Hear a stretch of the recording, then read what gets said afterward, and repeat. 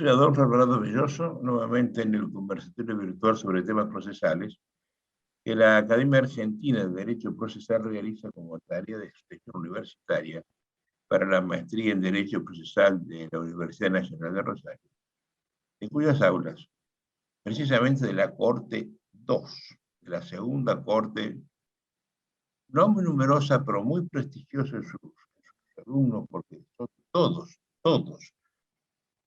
egresados importantes de la carrera y todos directores, profesores, decanos de facultades. Y entre ellos está mi invitado de hoy, Efraín Quevedo Mendoza, nieto de un prócer del procesalismo mendocino e hijo del actual prócer, Efraín Quevedo Mendoza padre. Yo tengo por Efraín un afecto profundo, tenemos la amistad, según la ley de partidas, es el afecto recíproco entre dos hombres. Y eso es lo que tenemos con Efraíncito. Y además nos frecuentamos, nos hablamos, nos preocupamos el uno por el otro. Y yo no podía estar en esta lista de conversatorio, sí, Efraín Quevedo Mendoza, pero terminó la lista con su papá, mi gran amigo, Efraín Quevedo Mendoza. Y él es un abogado importante que litiga en el Foro Mendocino y que ha tenido una experiencia ya destacada con el nuevo Código Procesal Civil de Mendoza, que yo tanto he criticado, ¿no? Que vino a ponerle fin a un código importante, como el de Ramiro Podetti, uno de los mejores códigos argentinos de su momento, y además explicado en su obra. Podetti tuvo una obra interesante, con muchos tomos, sobre el Tratado de la Competencia, el Tratado de las Cautelas, el Tratado de los Recursos, y esa obra de Podetti servía para interpretar su código, por supuesto. Todo eso se tiró por la borda, dándole a una comisión de ignaros la reforma del Código Procesal, ¿no? Que fue, en mi sentir, para mal. Yo he tenido ya varias charlas con abogados mendocinos, recuerdo con Eduardo de Oro, recuerdo con Omar Fornetti, acerca de ese tema. Pero quiero hablar del mismo tema, voy a ser recurrente en esto, porque algunas cosas quiero destacar de ese código, ¿no? Y para eso pensé en hacerle algunas preguntas a Efraín, que litiga mucho, que sufre y que goza con ese código, ¿no?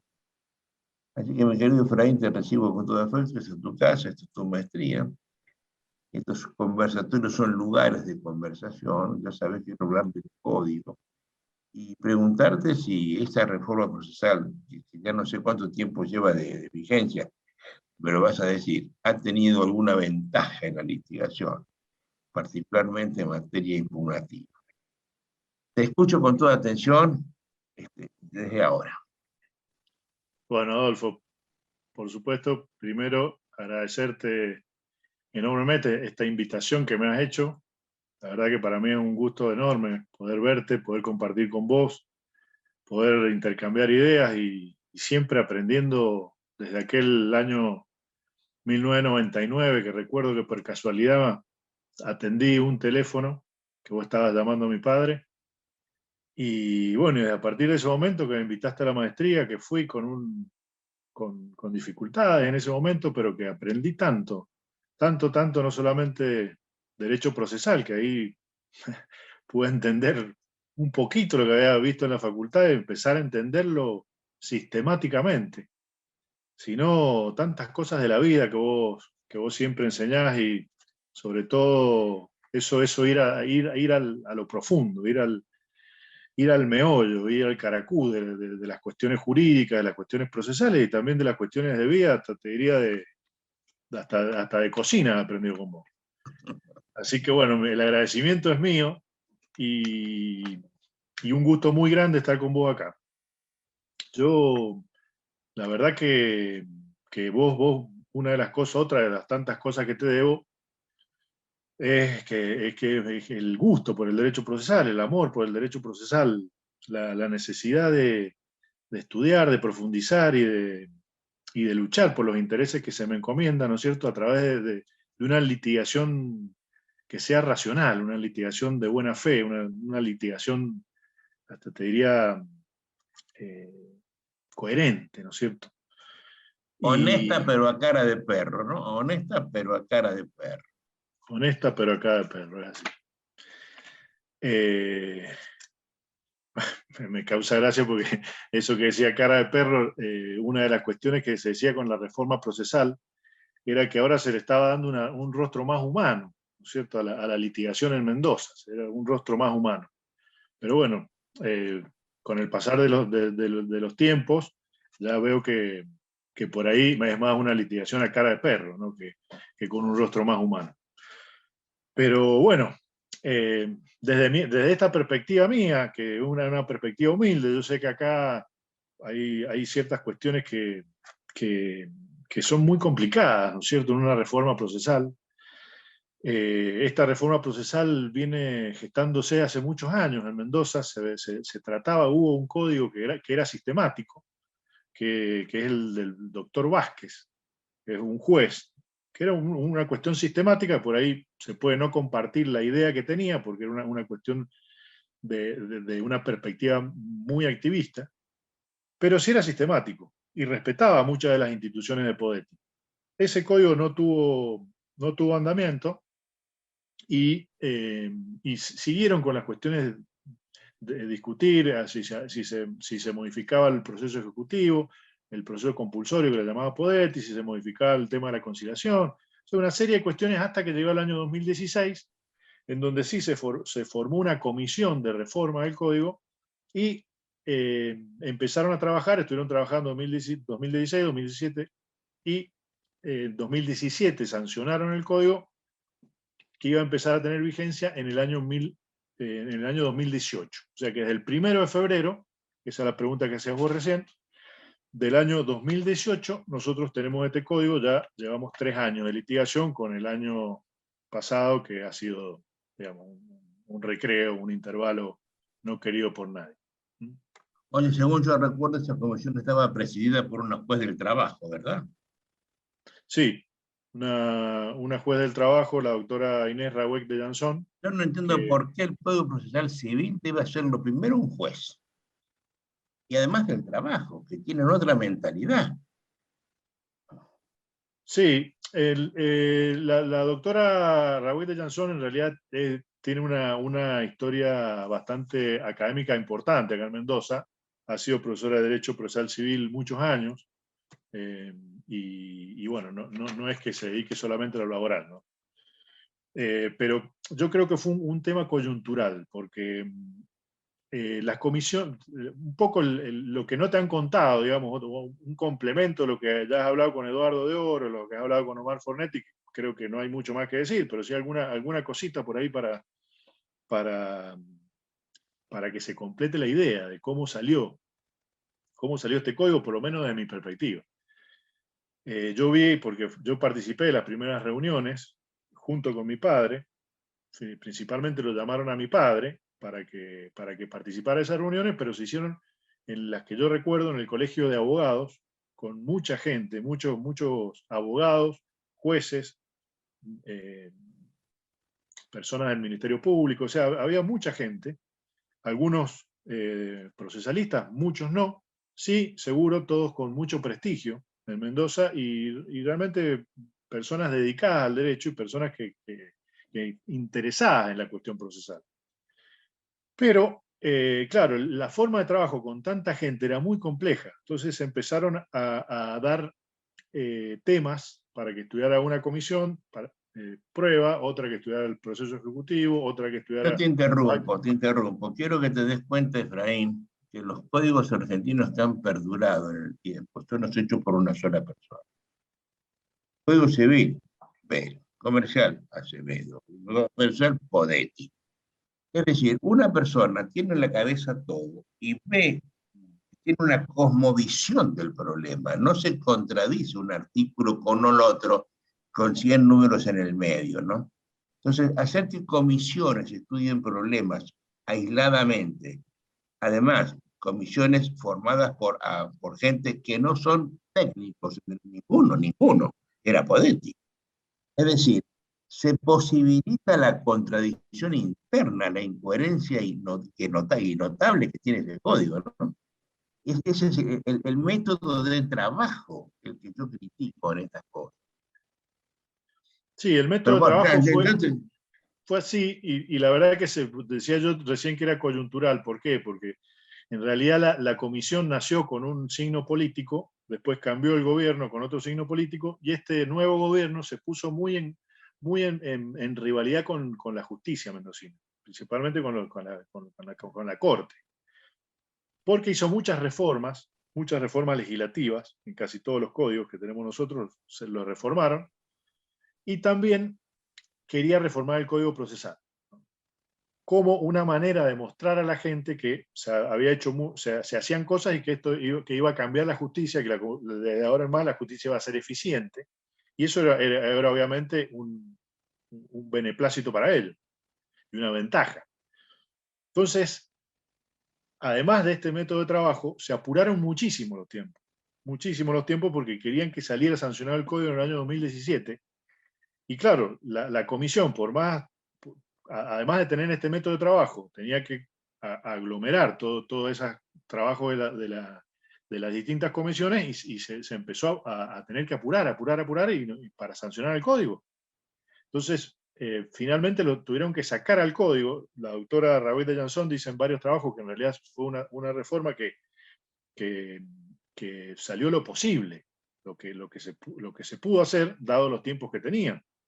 Y evidentemente eso yo creo que repercutió muy mal en lo que podría, no sé si hubiera tenido una sistemática, porque yo estoy convencido como vos que la codificación tiene que tener una línea de coherencia, que eso la da la mente de una persona nomás.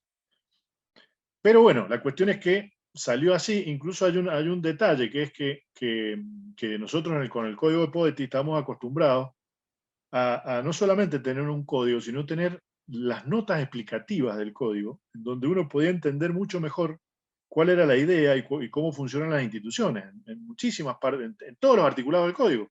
Y como decías vos, Podetti tiene el Tratado de la Tercería, el Tratado de la Competencia, el Tratado de los Actos Procesales, el Tratado de los Recursos, la teoría técnica procesal. Entonces, en cada una de las notas se dirigía a alguna de esas obras, uno podía ir y ver realmente cómo funciona el instituto. Acá, con tanto apuro, ni siquiera se pudieron poner notas en el código. No hay ni una sola nota en la sanción del código. Recién se ponen las notas de la comisión, no como nota del código, o sea, no como la nota de la ley, sino una nota de la comisión cuando se comenta el código y sale publicada digamos, el libro con los comentarios al código. O sea que bueno, creo que toda esa coyuntura, porque a su vez el punto de unión que tenía el Poder Ejecutivo con el Poder Judicial era justamente esta comisión, donde estaba el doctor Jorge Horacio Anclares, que digamos, con un montón de trabajo, igual que la doctora Raúl, que imagino yo, y sé que se reunían 2, 3, hasta 4 veces por semana. Fue un motor importante en Anclares, fue un motor importante. Sí. Entonces, bueno, así salió, y yo creo que por eso tiene algunas cosas que realmente no tienen coherencia. Creo que fueron dos, reduciendo mucho los fines que se dicen que tuvieron. Yo creo que fueron dos fines fundamentales, ¿no? Uno era la celeridad procesal, y otro, la disminución en la litigación. Fueron los dos ejes de la reforma. Pregunta eliminar. ¿A 3 años se lograron? Yo creo que no. De nuevo, pregunta eliminar. ¿A 3 años de eso se logró la expeditividad? ¿Se logró todo eso? Yo creo que no, por eso te lo pregunto. Sí, yo entiendo que ahora, como dice el dicho, escoba nueva barre bien. O sea, la ventaja, yo creo, que ha producido esto es que ha hecho que, por un lado, que los jueces se comprometan mucho más. Estudiaran el código. Primero que lo estudiaran. Claro, pero yo, más allá de eso, primero que lo que yo veo, que eso sí es palpable, es que por lo menos del lado del abogado, lo que yo veo es que los jueces en todas las audiencias que me ha tocado a mí, iniciales, finales, están mucho más comprometidos con el estudio del caso, que es lo que yo puedo ver. Entonces, saben de qué se está hablando, saben de qué se está hablando ahí y no uno va a la audiencia a tener que explicar todo. ¿Mm? Eso creo que es una de las cosas. Y la otra también es de parte de los abogados, y también, obviamente, con la oralidad hemos tenido que preparar muchísimo mejor el caso. La teoría del caso, ya si no vamos con teoría del caso, tenemos la mitad del juicio perdido. Eso creo que ha sido la ventaja. Yo creo que con el tiempo, como ha pasado, que eso ya lo has hablado vos muchas veces en otros lugares, con el tiempo y el transcurso de los casos y el aumento de los casos, llega un momento en que esto indudablemente no va a poder respetar los tiempos procesales que dicen los códigos. Pero hay dos, yo te decía que a mi criterio hay esos dos fines fundamentales que ha tenido el proceso. Uno, que es la celeridad. Se ha tratado de disminuir los tiempos procesales, todos los plazos, tanto de abogados como de jueces también, y se ha dejado al proceso de conocimiento, mejor dicho, se ha dejado al proceso sumario o al procedimiento sumario como el proceso base, el proceso modelo. O sea, ahora no tenemos más el proceso ordinario, sino que tenemos el proceso sumario, que lo que implica que tanto en la demanda como en la contestación hay que ofrecer toda la prueba y que han reducido un poco los plazos procesales. Yo no creo que eso sea una ventaja para llegar a lo profundo de los casos, ¿no es cierto? Para la verdadera... Oye, eso es una clara desventaja para el derecho de defensa. Y sobre todo es una ofensa al trabajo abogadil, porque el ofrecimiento de prueba, mi querido, se hace sobre los hechos, la base de los hechos controvertidos. El actor, al ofrecer su prueba, no sabe qué le van a controvertir y tiene que ofrecer pruebas que puede ser absurdamente excesiva. Y ese trabajo del abogado se desperdicia, y además funciona de una forma tramposa, porque el demandado se encuentra con que tiene, atendeme, tiene la pretensión, tiene las citas legales y tiene toda la prueba a la vista antes de él expedirse acerca del tema, ¿no? Yo tengo dicho muchas veces que hay una ofensa al derecho del demandado con este ofrecimiento conjunto de pruebas, ¿no? Yo soy muy enemigo de eso. Y creo que que se pueden ganar 15 días en los años de un pleito, y eso no sirve para nada.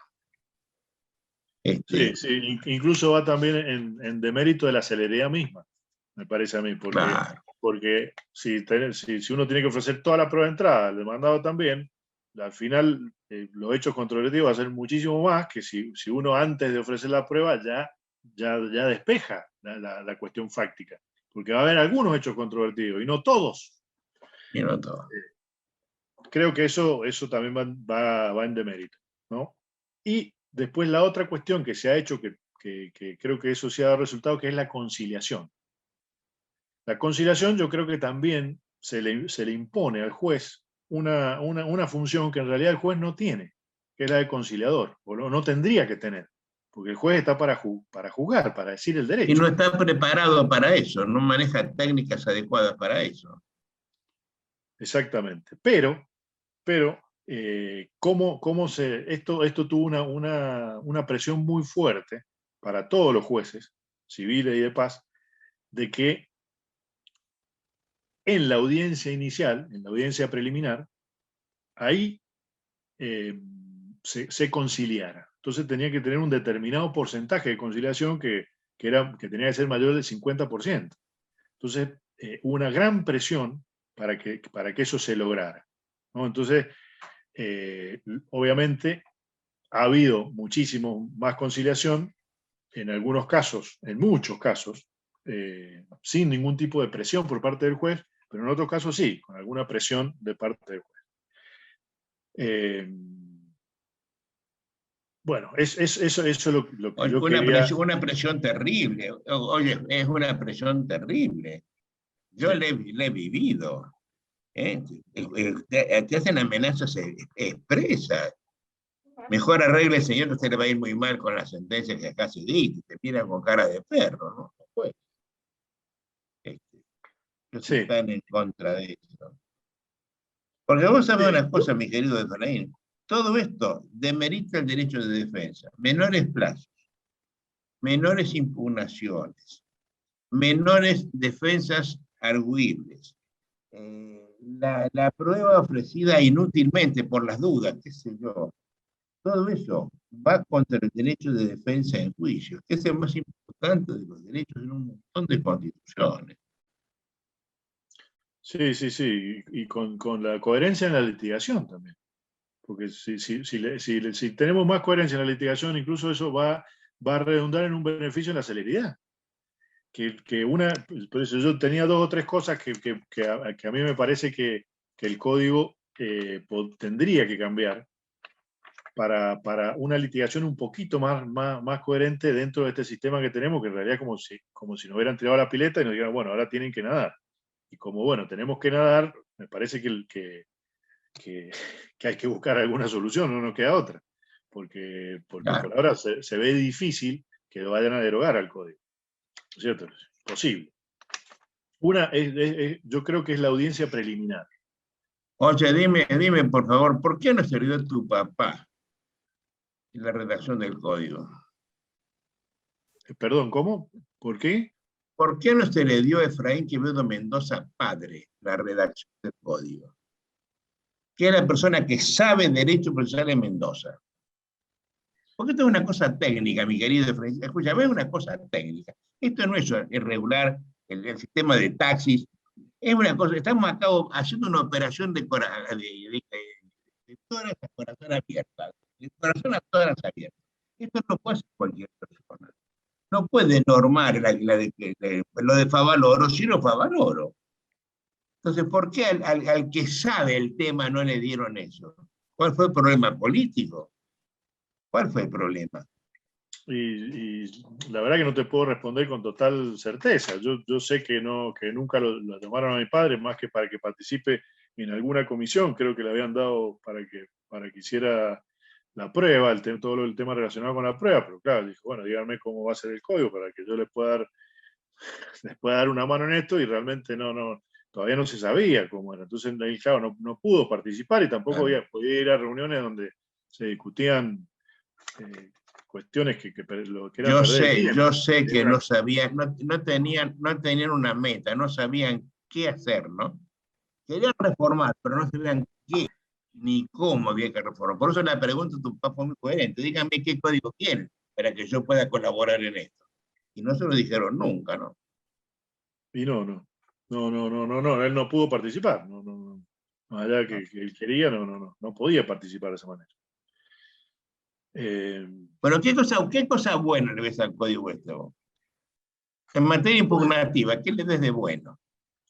yo creo que ha solucionado algunas cuestiones que los litigantes teníamos antes en bastante preocupación y en bastante pérdida de derechos de nuestros representados, de nuestros asistidos, porque lo que ha hecho, nosotros teníamos un problema con el recurso de reposición y la nulidad, porque eh, con la famosa distinción entre los vicios injudicando y los vicios improcedendo, teóricamente los vicios injudicando eran para el recurso de reposición y los vicios improcedendo para la nulidad. Entonces la nulidad se podía plantear sobre cualquier actividad procesal, sean actos o actuaciones judiciales de cualquier estilo, o bien resoluciones judiciales. Y contra los decretos y los autos que no eran apelables, teníamos el recurso de reposición. El recurso de reposición, obviamente, el auto que resuelve un recurso de reposición es inapelable. En cambio, el incidente de nulidad, cuando es decidido, esa resolución sí es apelable. Entonces, ¿qué pasaba? Que muchas veces, por una confusión, si era un vicio injudicando o un vicio improcedendo, si bien en la doctrina está bastante claro, ya ahí estuve leyendo más temprano el libro famoso de la Rúa sobre la casación, que ahí trae toda la doctrina que era un vicio judicando, que era un vicio procedendo, cuando uno iba a los hechos, ¿no? Digamos, a los actos procesales concretos, muchas veces no se distinguía, porque un vicio injudicando podía producir un vicio improcedendo, ¿no? Y eso se empezó a decidir de esta manera. Entonces muchas veces se rechazaba la impugnación porque había equivocado la vía. Entonces los jueces decían, mire, usted tenía que haber venido por recurso de reposición, no por incidente de nulidad. Entonces, ¿qué hacíamos los litigantes? Decían, bueno, vamos a plantear los dos, uno en subsidio del otro. Ahí se empezó a resolver que como se había planteado primero el recurso de reposición y recién después la nulidad, en realidad no eran incompatibles, porque no puede ser que una resolución sea válida y al mismo tiempo no lo sea. Entonces rechazaban la impugnación que fuera. Entonces eso produjo que en realidad hay también, no, por supuesto que no eran todos los jueces ni todas las resoluciones. Recuerdo una cámara que se integró, digamos, ocasionalmente, porque había un juez que tenía que subrogar a otro, y quedó compuesta por dos magistrados que tuvimos de lujo nosotros acá en Mendoza, uno el doctor Marsari Céspedes y el otro el doctor Fernando Romano, que eran jueces, pero los jueces que resolvían el caso, ¿no? Esos jueces que no se iban en doctrina ni en jurisprudencia, iban al caso, a los hechos y si realmente estaba subsumido, se podían subsumir en el derecho o no. Y ellos dijeron, para este problema, dijeron, mire, no, esto no tiene, es una impugnación, entonces tenemos que ver si realmente el acto procesal que está cuestionando tiene algún vicio o no, más allá de si es un vicio improcedendo o un vicio injudicando. Si no, le estamos privando al litigante de derechos, incluso si rechazamos una reposición, esto no va a poder ser apelable. Entonces ellos lo resolvieron así, pero eso no sé por qué que esa jurisprudencia quedó perdida y finalmente no se aplicó nunca, con el agravante de que este mismo supuesto se reiteraba con los recursos extraordinarios. Porque, a ver, si interponíamos recursos de inconstitucionalidad o recursos de casación, si era una mala interpretación normativa o si había una violación constitucional. Pero bueno, eso es lo que, digamos, cuando uno va a interponer recursos, sabe que hay un entrecruzamiento muchas veces entre estos dos vicios y que, bueno, a veces es difícil encuadrarlo exactamente. Entonces se hizo toda una casuística jurisprudencial que a veces iba cambiando, de cuándo había que interponer casación, cuándo inconstitucionalidad, y bueno, esto pasaba lo mismo que con el recurso de reposición en la nulidad. Muchas veces rechazaban el recurso porque correspondían los motivos del otro. O muchas veces, porque los litigantes que empezaron a hacer, bueno, empezaron a plantear la inconstitucionalidad y la casación en subsidio, o al revés, dibujando los argumentos para que entraran en el molde. Entonces, los mismos argumentos de la casación los reiteramos en la constitucionalidad, nada más que buscándole a dónde estaba la violación constitucional. Y entonces, ahí la Corte empezó a resolver este tipo de recursos con una sola resolución, diciendo que como los motivos eran similares, se podía resolver el recurso con una sola resolución sin necesidad de ver si era inconstitucionalidad o casación. Eso, bueno, también fue un alivio para los litigantes, obviamente, pero sí, digamos, estaba fuera del sistema, no. Oye, ¿qué corte? ¿Te acordás qué corte hizo eso? ¿Quién eran los jueces que la integraban o a quién pertenece esa doctrina? Y fue la corte de la década del 2000. La doctora Kemmermacher, el doctor Romano, todos ellos, ¿no? En ese tema de la corte de Romano, ¿no? En ese tema. La corte de Romano, que fue un buen juez siempre, ¿no? Sí. Yo creo que fue uno de los mejores jueces que hemos tenido junto con Marsari, por eso lo quería nombrar, porque la verdad que era un ejemplo de persona, pero además un ejemplo de jurista, un ejemplo de juez, por eso reitero, lo que resolvían el caso. Ellos agarraban el caso y lo resolvían. Y uno podía quedar, digamos, decir, bueno, podía estar en disconformidad con la solución que daba, pero no iba a estar nunca en disconformidad con la manera en que habían llegado a la decisión. Porque eran jueces de respetar a rajatabla el derecho de defensa y además de resolver el caso. Que muchas veces el problema que nos encontramos. Sí. Bueno, entonces. ¿Cómo quedó resuelto este problema en el nuevo código? Bueno, en el nuevo código que han hecho, han dejado el incidente de nulidad solamente para actuaciones procesales. Por ejemplo, digamos, el ejemplo por excelencia era una notificación nula.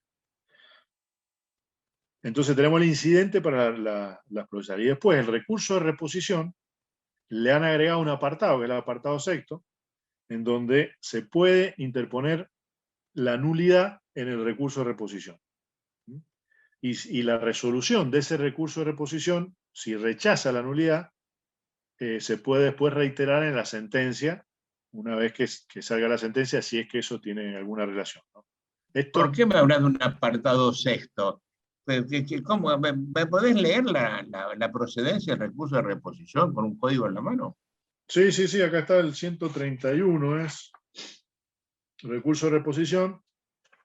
Dice, procede el recurso de reposición contra los decretos y los autos inapelables, a fin de que el mismo tribunal los revoque o modifique por contrario imperio. Ese es el apartado primero, igual que el de Podetti.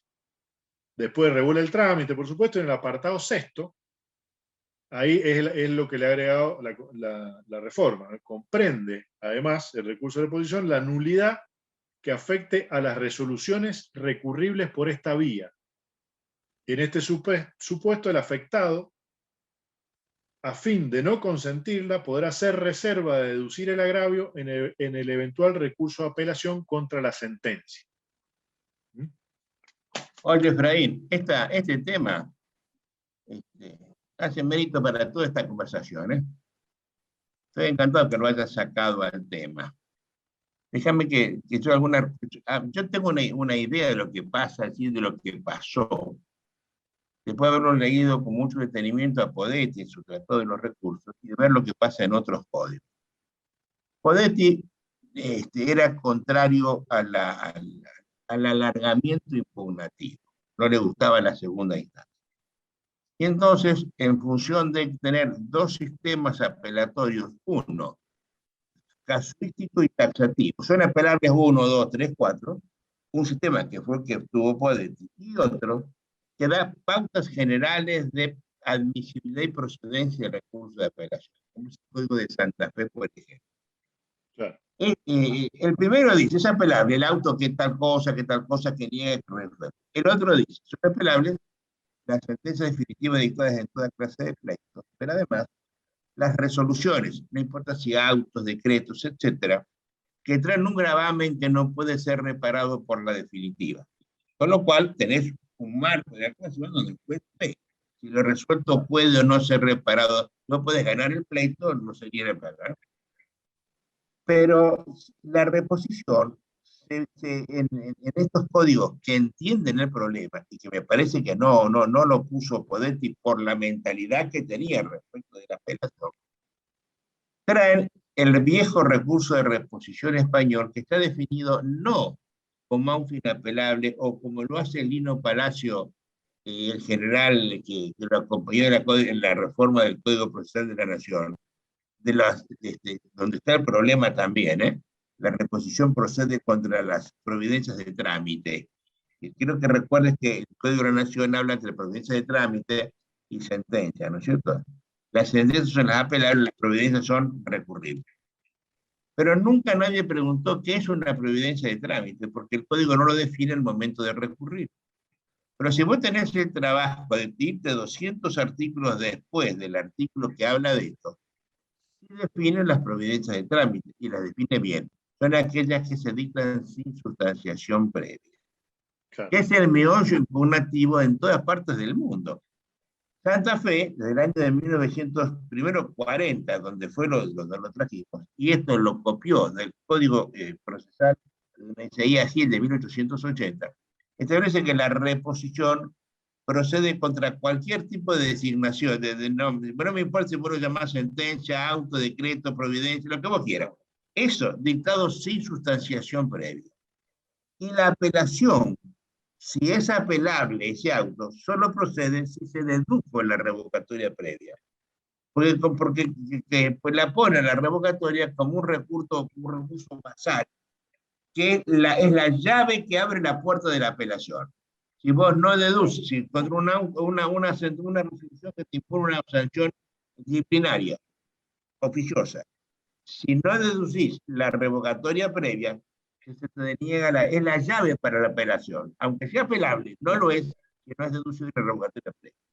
Entonces, la buena técnica legislativa hace que cualquier resolución dictada sin sustanciación, es decir, que hayan sido oídas las dos partes sobre el tema, procede la reposición. Y si fueron oídas, la apelación sería directa. Miguel Ángel Rosas Licher, que fue un hombre que entendía este problema, él tuvo la suerte de poder hacer el Código de Santa Fe junto con un inolvidable magistrado que fue Eduardo Carlos, que a título de anécdota, digo, fue un magistrado que se quedó ciego siendo juez. Y siguió siendo juez muchos años ciego, porque sus alumnos lo acompañaban, era un buen docente de procesal. Lo acompañaban y le leían los expedientes, y él retenía en la cabeza y dictaba la sentencia. Y fue un buen juez. Y ese buen juez, a pesar de ser juez, hizo un buen código procesal junto con Miguel Ángel Rosas, que también era juez. Y ellos pusieron que la nulidad se puede deducir de diversas maneras. Y eso me lo aprendí yo. Yo fui jefe de trabajos prácticos de Miguel Ángel Rosas. Él me decía, mire, la nulidad puede hacerla cualquier persona en el proceso.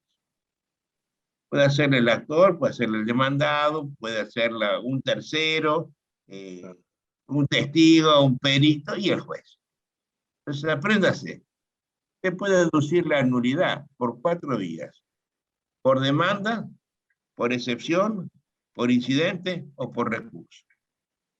Demanda y excepción, la nulidad entre interpartes. Excepción, incidente, solo por las cosas hechas por terceros, no partes ni juez. Y el juez siempre reposición. Con lo cual, la reposición es un recurso bifrontal. Ataca la validez y ataca la injusticia. Con lo cual, yo nunca tuve este problema como estás manejando. Porque para mí es una... A ver, al juez lo ataco por 2 vías. Por la apelación, si puede ir directamente porque es sentencia definitiva. O porque fue dictado por una resolución previa a sustanciación previa. Y si no, revocatoria. Y esto lo hace para evitar el trabajo de la alzada. Claro. Sí, sí. Y eso, no, vos sabés que este problema que vos estás marcando, ni Santa Fe ni Córdoba lo tuvieron nunca, porque el código de Córdoba, que lo viste, fue el código de Rodríguez, ese código, y el de Corrientes, el viejo de Corrientes, tenía la misma estructura de la resolución que había sido dictada sin sustanciación previa. Y esto es clarísimo. Sin embargo, en el Código de la Nación Argentina esto es tan oscuro como es en lo tuyo, aunque vos me querés que esté más claro ahora. Porque allí se dice que es apelable el decreto de trámite, la providencia de trámite. Pero esa, que es recurrible por reposición, está definida en las sentencias. Y entonces, si yo tengo una denegatoria de recurso de embargo, una denegatoria de un embargo, de una cautela, por ejemplo, tengo esa situación. Para mí es clarísimo que yo debo hacer una revocatoria previa, porque la denegatoria de una cautela es sin sustanciación previa.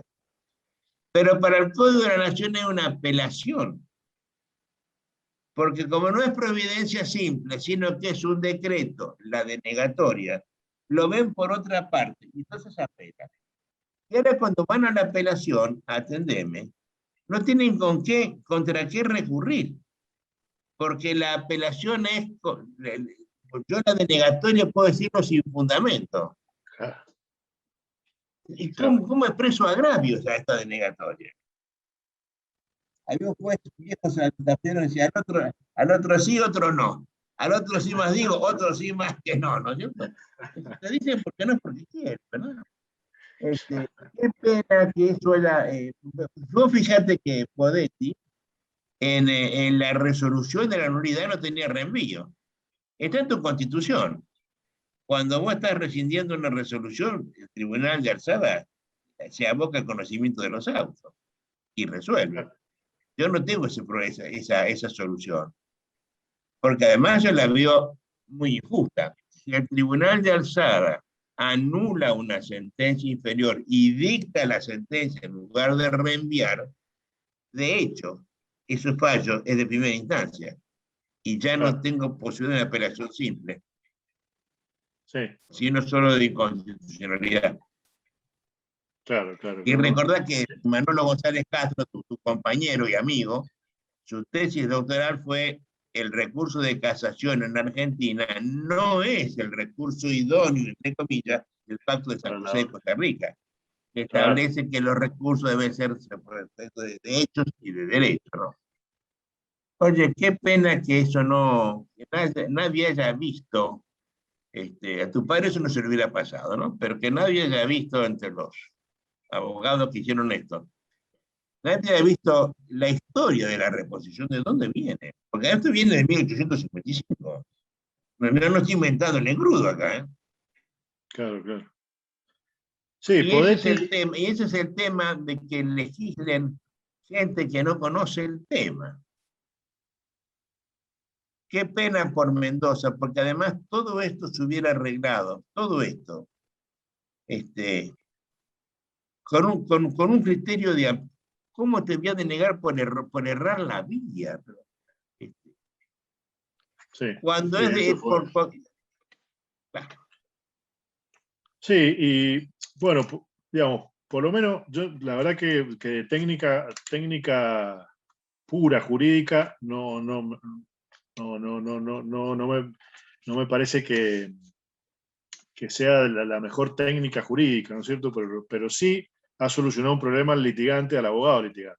Ahora tiene como ya sabe, está mucho más clara la vía de la impugnación. Y lo mismo ha pasado con los recursos extraordinarios. Porque antes, como recurso extraordinario, teníamos inconstitucional, casación y también revisión. Ahora ha quedado como recurso extraordinario solamente es uno, con todos los motivos, sea de inconstitucionalidad o casación, y a su vez se ha agregado la revisión de cosas juzgadas, irrita, digamos, como un procedimiento especial que tramita ante la Corte, el Tribunal Colegiado, y que abarca los motivos de la revisión. Entonces, digamos, ahora creo que el litigante no le puede pifiar a la vía. Tiene el recurso extraordinario o si tiene un motivo de revisión, irá a revisión. Irá a la impugnación de cosas juzgadas. Eso creo que son las ventajas, por lo menos para el abogado litigante. Creo que bueno, en esta pileta de natación que nos han tirado, es una manera de no ahogarse, ¿no es cierto? Y también yo creo que hay ciertas cuestiones que hay que eliminar, y me parece que los jueces, en cierto sentido, no están aplicando algunas normas que son bastante inconvenientes. Por ejemplo, lo que está de moda últimamente, que es el tema de la colaboración procesal. Y la colaboración procesal nosotros tenemos, primero en las reglas del artículo 2, que son todas las reglas procesales, ahí se dice que los abogados y los litigantes tienen que cooperar para una efectiva solución de la causa. Después, como deber de abogado, también se pone la colaboración y también como deber de los litigantes. Eso me parece que no tiene, digamos, una cuestión de moda. Pero que no tiene pies ni cabeza, hijo, porque si yo colaboro contigo, somos partes encontradas, es Alvarado contra Quevedo Mendoza. Si yo colaboro contigo, estoy prevaricando, mi vida. Sí. ¿Cómo voy a ayudarte a vos a que me ganes el pleito? Mi cliente me echa de una patada en la cabeza. Claro, eso, digamos, yo viendo los antecedentes de esto, en un momento mi padre me presta Carneluti en Derecho y Proceso. Y él, cuando está hablando de la bilateralidad, de la igualdad de las partes, y tú dices, miren, acá es muy, muy conveniente, no solamente conveniente, sino útil y hasta bueno, que al juez se le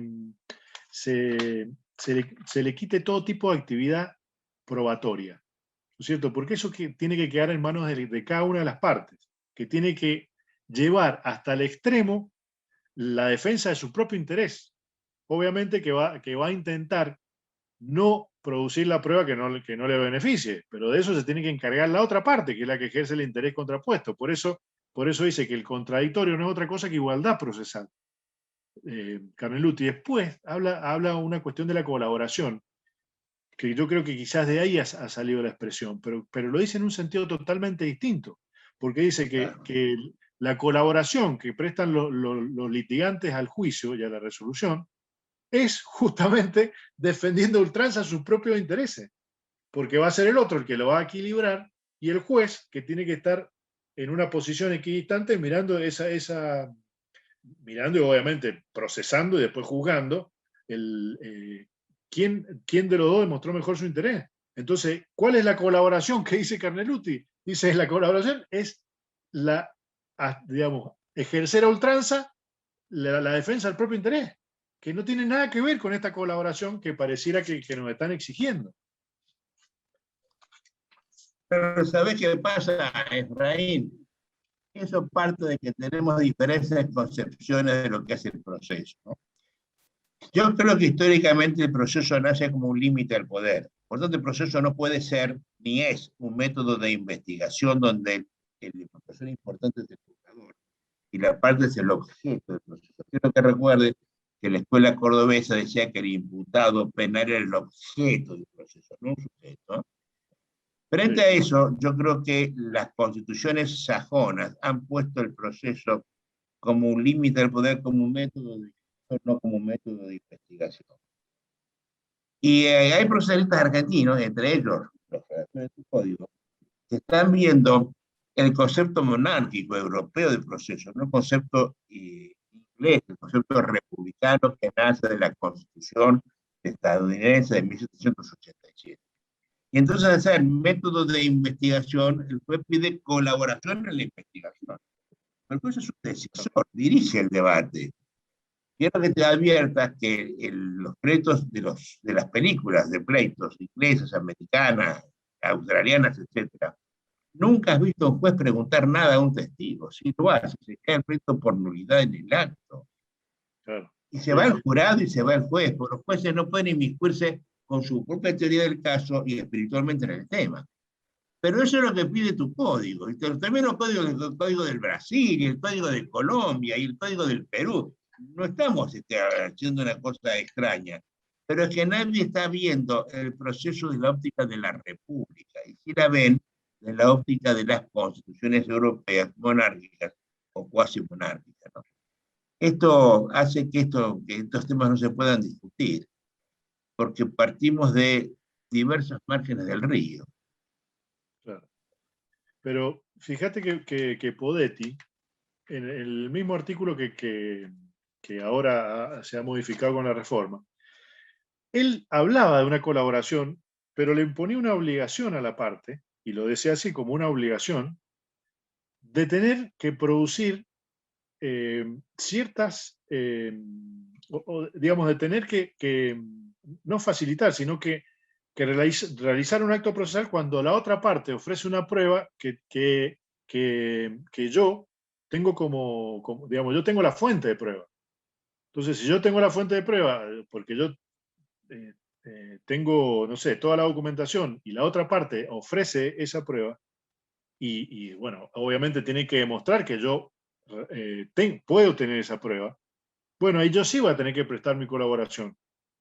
¿Colaboración en qué sentido? Que yo voy a tener que cumplir En presentarla a la prueba. Con un deber, a presentar la prueba, porque si no va a haber una presunción en mi contra. Pero eso no tiene nada que ver con la colaboración que nos están pidiendo en el código. Yo creo que eso digamos, una cuestión, un modismo que lo tenemos que interpretar de esta manera, como lo interpretaba Poetti, como lo interpretaba Canelutti. Y obviamente también, como dices vos, en forma republicana. Esa es otra de las cuestiones que yo también Oye, quería destacar. en Brasil, esto se tomó en el código brasileño. Oye, esto lo han sacado del código brasileño que habla del proceso colaborativo.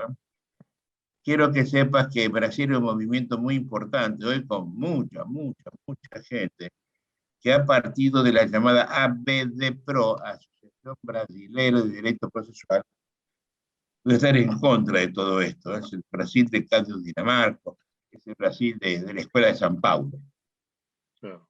Pero ya en retirada en el Brasil, ya en retirada, gracias a Dios. Oye, se nos está yendo el tiempo y hemos empezado la charla recién. Decime, habrán tenido también, por supuesto, habrán incorporado todas las mismas procesadores actuales, la carga dinámica, la Sí. autosatisfacción, estará todo en el código, ¿no? No, Era un mix importante de todo eso.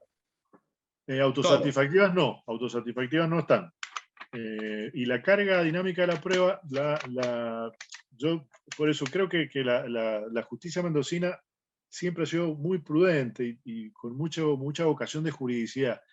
Yo no he visto casi que hayan aplicado la teoría de la carga probatoria dinámica. Me parece que no la van a aplicar, porque realmente es inconveniente y dentro del sistema que si pudiéramos hablar de un sistema procesal, va en contra del mismo sistema que está pergeñado. Porque si lo que se está buscando es la celeridad, la carga probatoria dinámica se ha puesto como una facultad del juez y una vez que queda trabada la litis, antes de la audiencia preliminar, se le da oportunidad, el juez le tiene que dar oportunidad a la otra parte para que también diga o prueba lo que quiera y se abre un periodo probatorio y la resolución sobre la carga probatoria dinámica es apelable también. Entonces, como que está metida en una etapa intermedia procesal que lo único que hace es demorar el juicio, más allá, por supuesto, de la ilegitimidad intrínseca que tienen para mí las cargas probatorias dinámicas, que eso ya lo has hablado vos muchísimo con Calviño y seguramente lo hablarás de nuevo con mi padre, no sé, pero lo habrán hablado mucho, no vamos a ahondar sobre eso, sino simplemente me parece que por eso no lo están aplicando los jueces y no lo van a aplicar, porque va en contra de la celeridad misma del código. Otra cosa que también es motivo de mejora puede ser la audiencia preliminar, porque la audiencia preliminar se le han dado un montón de finalidades que no hace ninguna la esencia, porque la esencia de la audiencia preliminar es la admisión de las pruebas. Esa es la esencia de la audiencia preliminar.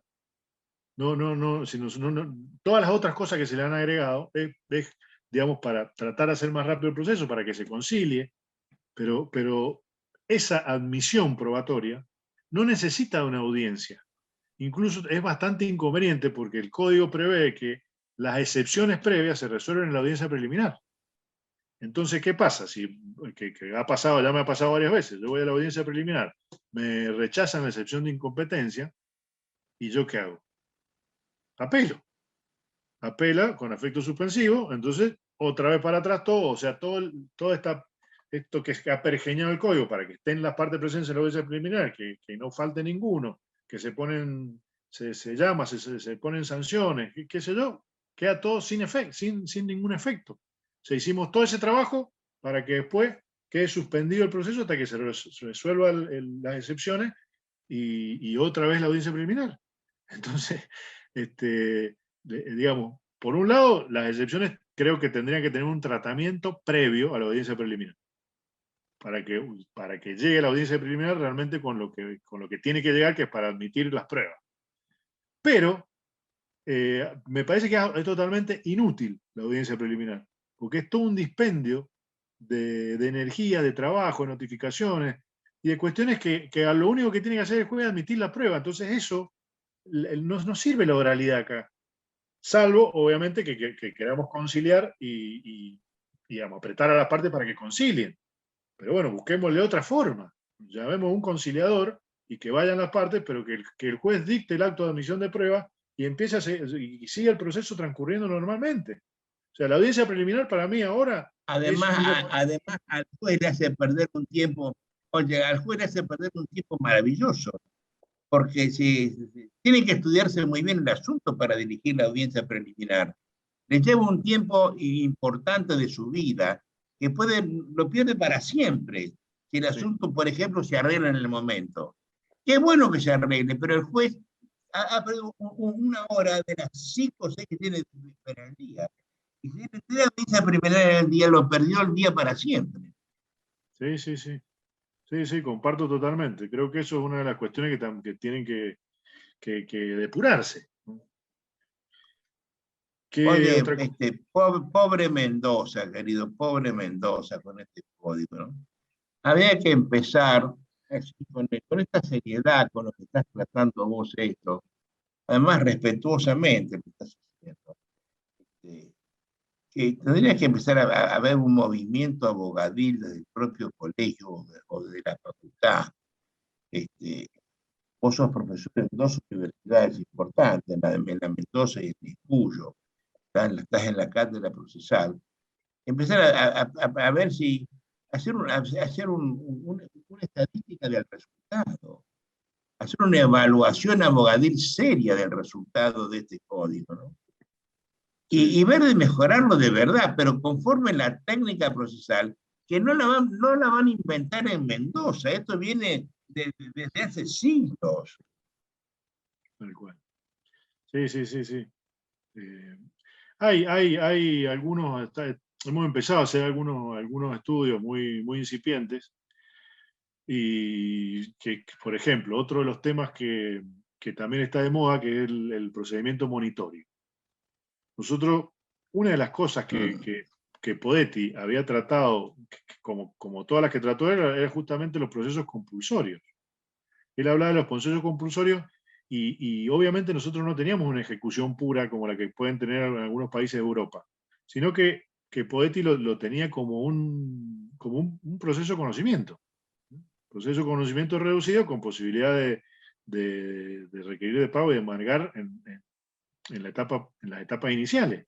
Pero teníamos un proceso ejecutivo que funcionaba, si bien demoraba, pero lo que más demoraba era el trámite de remate, no el proceso en sí, el procedimiento en sí. Claro, era la ejecución de la sentencia. Claro. ¿Y qué hicimos? Cambiamos todo porque había una gran discusión que era la teoría causalista frente a la anticausalista. Si podíamos discutir o no la causa de la obligación en el procedimiento ejecutivo de Podetti. ¿Por qué? Porque él había dicho que se tenían que tratar de obligaciones exigibles, pero tenían que ser obligaciones lícitas. Lícitas. La palabra estaba perfectamente, digamos, y él la explicaba incluso en la nota. Entonces, claro, mucha jurisprudencia puede decir, mira, si dice lícita, entonces vamos a tener, yo le permito a usted abrir, en ciertos casos, el estudio de la causa del título. Pero bueno, eso fue una discusión que duró un par de décadas y después se fue todo yendo hacia la teoría anticausalista. Entonces no teníamos una demora en el conocimiento que sí, que Poetti le ha dado a ese tipo de procedimiento. Y porque él lo entendía constitucionalmente así, como que no puede haber ejecución pura. Está bien, está bien. Entonces, ¿qué hicimos? Cambiamos todo, le cambiamos absolutamente todas las reglas a los jueces, ahora incluso la competencia de los jueces de paz en el tema monitorio. ¿Y con qué resultado? Ninguno. Porque sigue siendo exactamente igual, no se gana ningún acto procesal, no se gana ni nada en el tiempo. Y tiramos abajo toda una jurisprudencia que venía construyéndose y que los jueces y los litigantes se sentían cómodos con esa jurisprudencia. Claro, para empezar todo de nuevo, ¿no? Y empezar todo de nuevo y hay problemas por ahí graves, ¿no? Que no se saben qué hacer con ciertos procesos monitorios, porque para colmo se ha hecho un mix, no solamente el monitorio ejecutivo, digamos, Sí, sino sí. también monitorio de conocimiento. Y entonces, bueno, hay reglas distintas y que por ahí no se saben cómo aplicar. Esas son las... Oye, querido, ya se nos pasó el tiempo, tengo que ocultarme a esto. Me encantó esta charla, me pareció muy productiva. Me sirvió para recordar cómo funciona la reposición en el mundo, ¿no? Este, Estoy muy contento con esto. Te dejo un minuto final para dar una expresión de deseos a los abogados cuyanos. Bueno, la verdad que para mí fue un gusto enorme, Adolfo. Como siempre, un placer estar con vos, charlar con vos, aprender de todo lo que vos decís. Para mí, la verdad que es un gusto enorme. Te agradezco muchísimo, muchísimo esta invitación. Y bueno, el mensaje que yo le puedo dar a mis colegas o a los jueces, yo creo que estamos en una situación crítica. Eso no hay que ser muy adivino ni muy despierto para darse cuenta. La justicia se nos está cayendo a pedazos, la gente está disconforme, los abogados, en una época Osorio decía que éramos objeto de ciertos honores que no nos merecíamos, pero también de ciertos defectos que no tenemos. Ahora no somos objetos de ningún honor, los jueces tampoco. No ayuda, la verdad que casos increíbles que han sucedido acá en Mendoza de por lo menos de apariencia de corrupción muy fea. Y bueno, dentro de este marco, este entremar que tenemos que nadar, eh, tenemos que distinguir lo importante de lo que no es importante. Ahí Chesterton decía que el imbécil es justamente el que no sabe distinguir entre lo que es importante de lo que no lo es. Y, y bueno, creo que nosotros estamos en una posición, por un lado, para los abogados, yo creo que tenemos que dar lucha, tenemos que dar esta lucha. Nosotros somos representantes de intereses ajenos y nos tenemos que abocar a esa defensa de los intereses con todo el alma, como decía también Osorio, con el alma de la toga, digamos, con esa efusión, con ese carácter que tiene que tener el abogado, que tenemos que luchar por tener, decía Osorio, eso no se gana con el título de licenciado en leyes, sino eso se gana con los pedazos sangrantes de la vida que nos han dado una disposición psicológica para defender esos intereses. Y Así que es. solamente nosotros, los abogados, sabemos cuando vamos a luchar por un interés que tenemos un juez que creemos que no es parcial, que no es imparcial, cómo se sufre con eso y cómo le tenemos que ir a explicar al cliente y realmente esos pedazos sangrantes de vida que nos van dejando ese carácter. Entonces, pero eso lo tenemos que luchar y tenemos que reivindicar esta función del abogado y darle la impronta que realmente tenía, que ha tenido siempre, que viene del derecho romano, que hasta tenían todo tipo de honores los abogados. No por ahora tener honor, porque el honor es una cosa que, que no se tiene, sino que se tiene que ganar, ¿no? Y Oye, este es un lindo mensaje que das, ¿no? Y además es un buen final de charla, ¿eh? Es un buen final de charla. Te lo agradezco, Efraín, querido. Te mando un abrazo fuerte. Ya te mando, cuando esté editado esto, te lo mando para que lo veas y lo disfrutes como lo he disfrutado yo. Un fuerte abrazo, hasta siempre y hasta muy pronto. un abrazo enorme, Adolfo, y muchas gracias.